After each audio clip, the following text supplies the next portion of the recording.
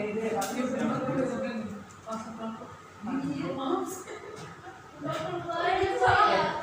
dua, tiga.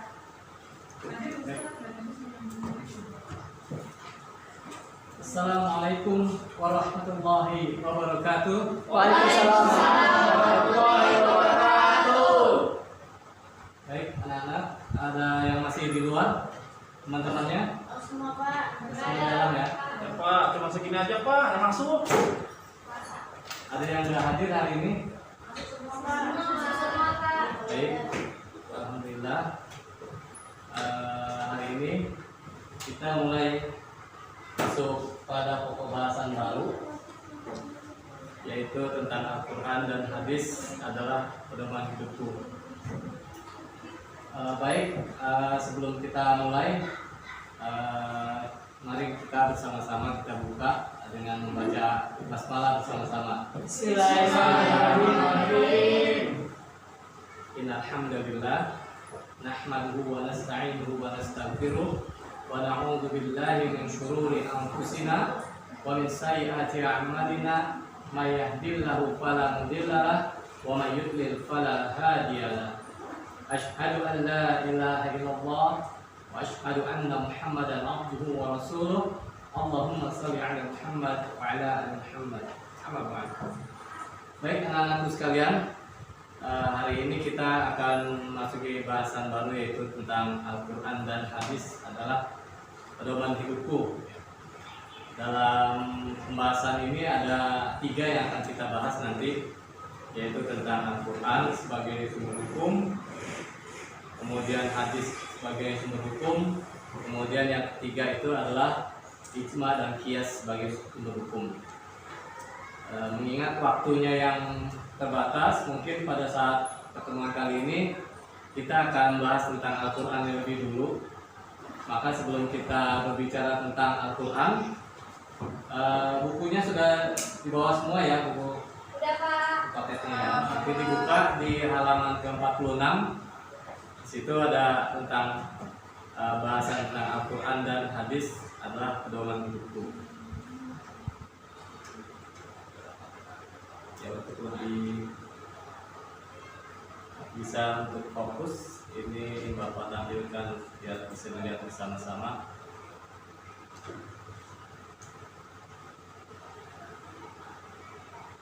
Sini ada, nah tadi sudah Bapak terangkan akan ada 3 bahasan yang akan kita bahas, tapi hari ini kita akan berbicara tentang kedudukan Al-Quran dulu sebagai sumber hukum. Namun sebelum kita masuki materi pembahasan kita, Bapak ingin mengajak untuk menyamakan persepsi dulu. Apa sih Al-Quran itu? Pedoman hidup. Pedoman hidup. Kalamullah. Kalamullah ya. Sumber hukum. Sumber hukum. Nah, banyak dari situ persepsi-persepsi atau pengertian-pengertian yang bisa kita tarik. Tapi perlu kita garis bawahi dulu bahwa kita semua kan orang Islam, kita semua orang Muslim, yang sudah dijawab tadi bahwa Al-Quran itu adalah pedoman hidup, sumber hukum. Tapi kok ternyata hidup kita kok nggak seperti mengikuti pedoman-pedoman yang diajarkan oleh Al-Quran gitu. Nah, ini perlu kita pelajari dulu, kita persamakan persepsi dulu. Apa sih Al-Quran itu? Karena banyak hari ini orang tahu Al-Quran itu ya sudah kitab sucinya umat Islam, pedoman hidup, tapi seringkali ketika sudah berbicara tentang praktek, ternyata pengertian-pengertian itu hilang. Sering kita lihat kalau misalnya sebagai analogi, misalnya ada orang yang kalau sekarang mungkin nggak ada koran, zaman Bapak dulu masih ada koran. Banyak orang pagi-pagi tuh biasanya pergi keluar rumahnya beli koran dengan harapan mereka ingin tahu di dalam koran itu ada berita apa sih, ada berita apa yang ada di koran itu. Sedangkan hari ini kita umat Islam dikasih Quran, ternyata seringkali ketika kita tanya informasi yang diberikan Allah itu melalui Quran itu apa? Kita seringkali terdiam, kita seringkali bingung. Apa ya? Mungkin karena banyaknya informasi gitu.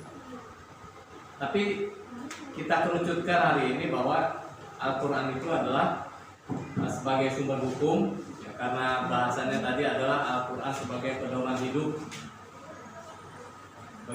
hidup. Nah, maka perlu kita pelajari, kita bersamakan persepsi. Kemudian mari kita lihat slide di berikut ini. Nah, anak-anakku sekalian, ini perkataan Nabi yang mungkin kita semua sudah paham, sudah sering mendengarnya. Taraktu fikum amrayni lan tadilu ma tamassakum bihima kitabullah wa sunnatir rasul. Bahwasanya kata Nabi, aku tinggalkan kepada kalian dua perkara yang apabila kalian berpegang kepada dua perkara itu, maka kalian tidak akan sesat selama-lamanya, yaitu kitabullah dan sunnatir rasul, yaitu kitabullah yaitu Al-Quran, sunnah rasul itu adalah Al-Hadis.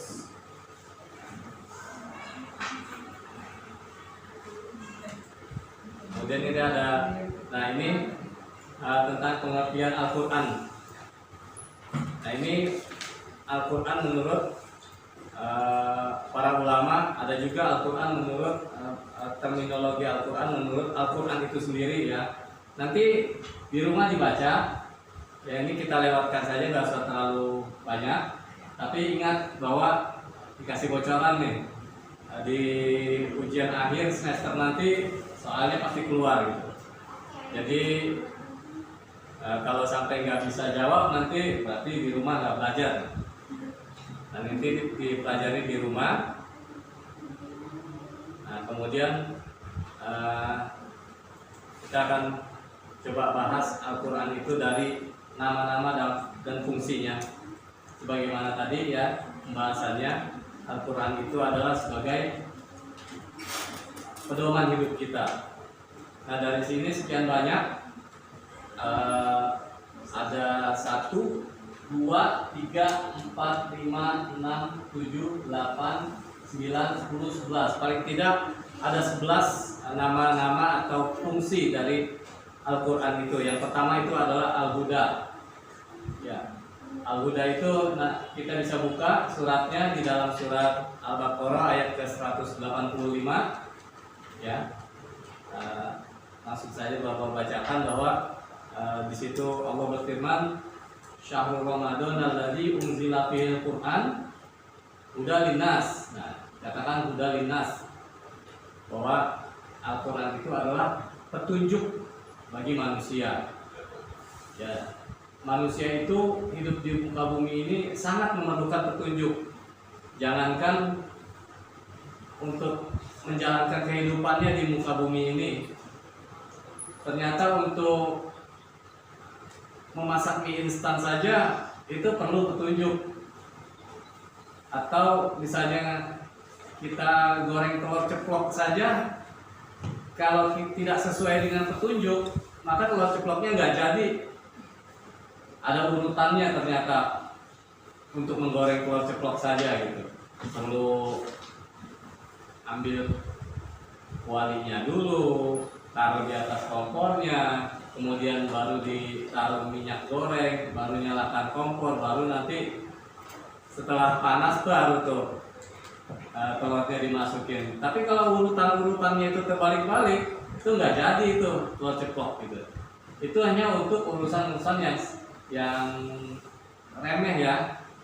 Apalagi kalau ini untuk urusan menjalani kehidupan di muka bumi.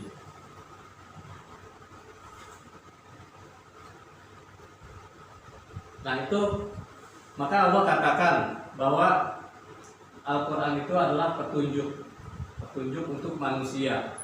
Sehingga kalau berbicara tegasnya, ya kalau merasa manusia, ya pantasnya atau sejatinya menjadikan Al-Quran ini sebagai petunjuk hidup. Ya, kalau bukan manusia ya nggak dituntut untuk menjadikan Al-Quran ini sebagai pedoman. Ya. Di dalamnya itu Allah katakan lagi hudalinnas wabainati minal huda, dan ada lagi penjelasan-penjelasan dari petunjuk-petunjuk itu.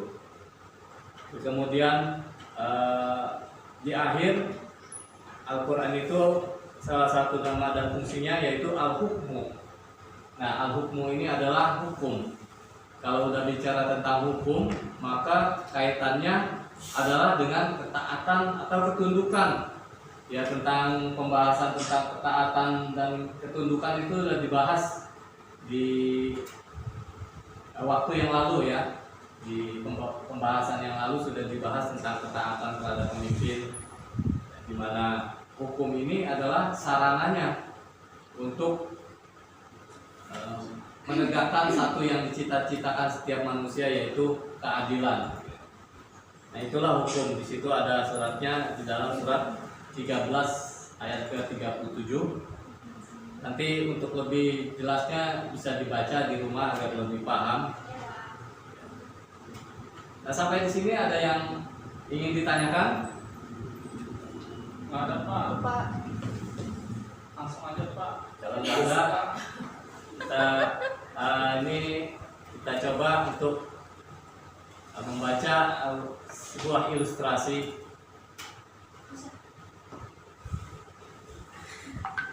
Di sini langsung Bapak bacakan saja bahwa Alkisah terdapatlah seorang pengembara yang terbangun dari keadaan tidak sadar dan mendapati dirinya di tengah hutan. Jadi ada orang tiba-tiba dia tersadar dia ada di tengah hutan dan dia tidak tahu dia berada di mana, dari mana dia berasal, siapa dia dan untuk apa dia ada di hutan itu. Namun yang dia tahu adalah bahwa ia berada di sebuah hutan belantara, dikelilingi semak belukar hebat, pepohonan, binatang liar, dan tanpa ada seorang manusia pun ya, tempat untuk bisa dijadikan tempat bertanya. Di sekitar tempat dirinya terbangun, tidak dia temukan apapun yang dapat mengingatkan dirinya akan asal-usulnya dan kenapa dia ada di tempat itu. Seiring waktu, dia mencapai titik lelah untuk mencari siapa dirinya dan mengapa dia berada di tempat itu. Akhirnya yang dia lakukan di dalam kesehariannya hanyalah bertahan hidup. Nah, kalau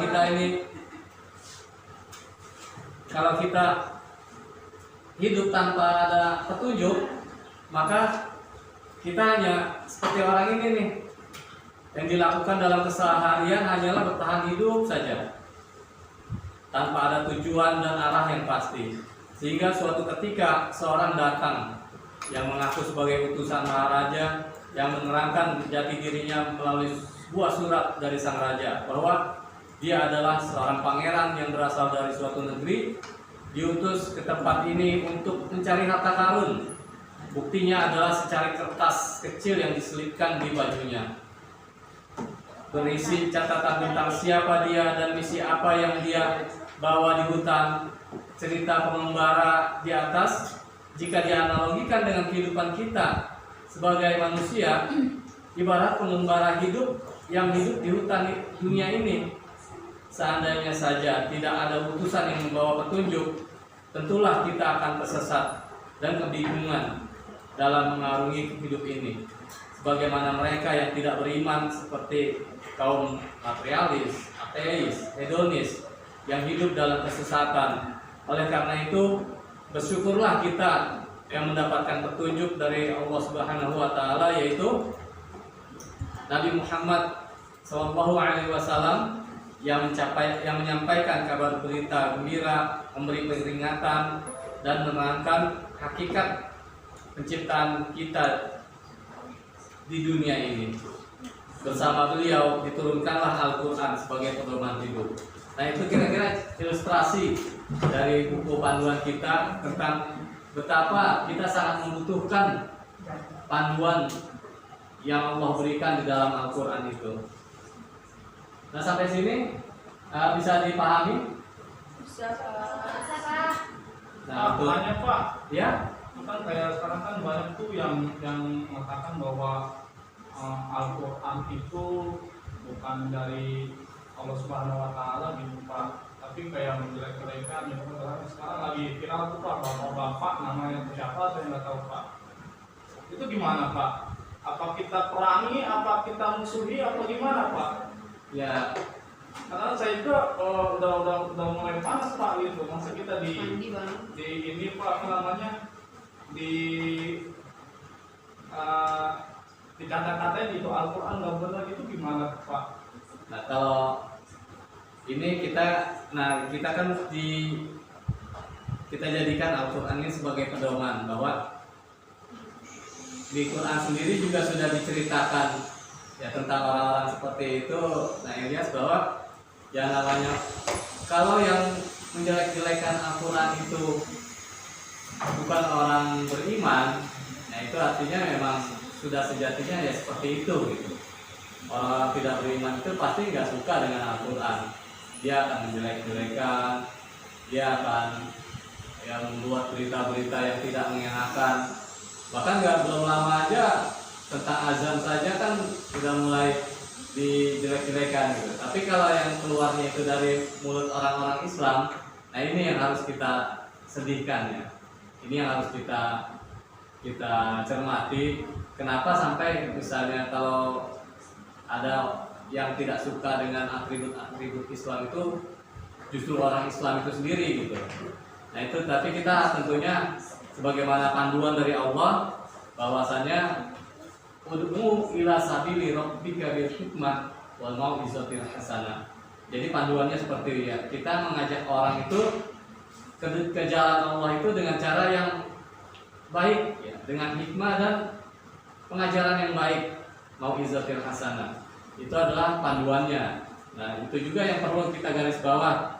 Sebagaimana pelajaran hari ini Al-Quran itu kita jadikan pedoman, maka dalam kehidupan pun kita praktekkan.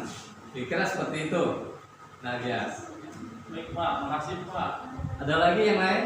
Jadi orangnya harus kita apain nih Pak? Apa kita suruh buat baik ke dia? Apa gimana Pak? Ya tentunya kita sementara kita ajak persuasif dulu. Kalau tidak bisa diajak persuasif ya kita hindari. Tapi kalau udah keterlaluan mungkin bisa kita laporkan kepada polisi gitu. Biarkan yang berwajib yang menindak mereka itu. Ya Pak, makasih Pak jawabannya. Nah, karena waktunya sudah